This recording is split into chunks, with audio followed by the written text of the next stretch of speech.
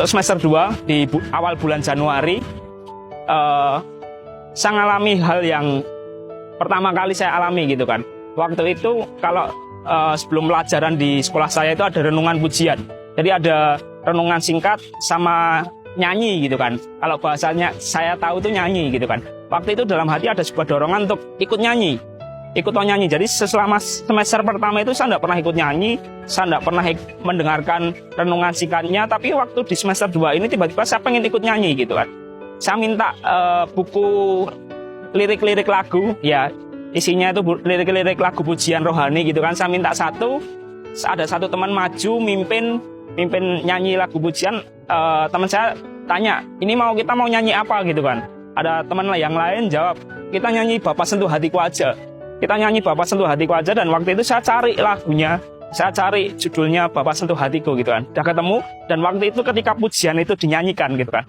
Waktu pujian masuk ref gitu kan, Bapa sentuh hatiku, ubah hidupku menjadi yang baru. Dan waktu itu saya mengalami sebuah hal yang belum pernah saya alami gitu kan.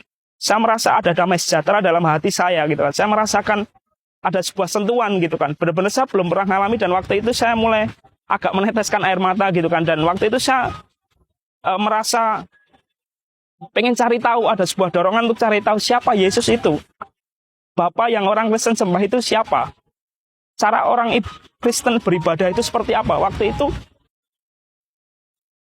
ada sebuah dorongan untuk cari tahu, dan singkat cerita saya tanya sama satu teman namanya Bagio gitu kan. Saya tanya sama dia gimana cara ibadah orang Kristen itu gimana, dan kebetulan juga ada teman saya juga satu gereja sama dia namanya Mawar juga, teman saya SMK dulu juga ngajak juga ke gereja. Ya udahlah, waktu itu saya ambil keputusan untuk pergi ke gereja. Tapi waktu itu saya takut gitu kan. Secara pribadi saya takut. Saya diajak pertama kali ibadah itu di Januari 2012 juga tanggal belasan.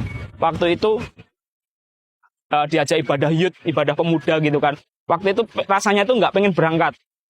Secara pikiran saya takut gitu kan. Nanti kalau di gereja diapa-apain gimana ya. Karena saya nggak tahu gitu kan, di gereja ngapain itu saya nggak tahu. Tapi waktu itu ada sebuah dorongan untuk datang berangkat gitu kan. Ya udah, waktu itu saya berangkat sendiri sampai gereja. Saya nggak tahu apa-apa gitu kan. Pertama kali ke gereja saya nggak tahu apa-apa. Nyanyi aja nggak hafal, dengerin firman aja nggak mudeng gitu kan. Ya udahlah, saya cuman taat aja, datang cari tahu. Tapi di hari-hari selanjutnya itu selalu ada sebuah dorongan untuk cari tahu terus gitu kan. Cari tahu terus, Yesus itu siapa, Bapak itu siapa, yang orang Kristen sembah itu siapa. Tapi waktu itu di bulan Maret, tanggal 23 Maret 2012, saya masih ingat betul ada retreat pemuda remaja di gereja saya, di tempatnya di Villa Indrasari di Tawangmangu. Waktu itu di sana awal perjumpaan pribadi saya dengan Tuhan.